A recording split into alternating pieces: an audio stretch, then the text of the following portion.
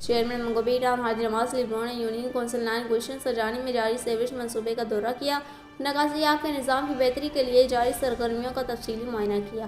اس موقع پر municipal commissioner منگوبی town Ahmad یار بھی ہمراہ تھے۔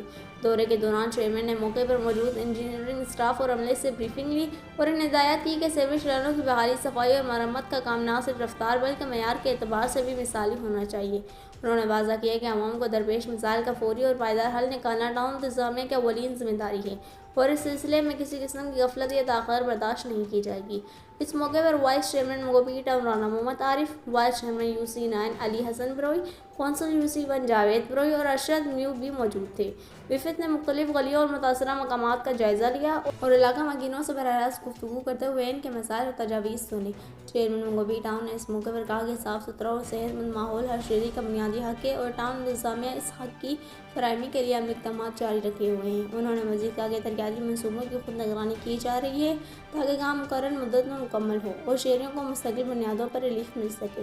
انہوں نے اس عزم کا اعادہ کیا کہ منگوبی ٹاؤن میں بنیادی سہولیات کی بہتری کے لیے جاری اقدامات میں تسلسل برقرار رکھا جائے گا اور ہر یونین کونسل میں ترقیاتی کاموں کی مؤثر نگرانی کو یقینی بنایا جائے گا تاکہ شہریوں کا اعتماد بحال رہے اور مسائل کا ہر وقت ازالہ ممکن ہو۔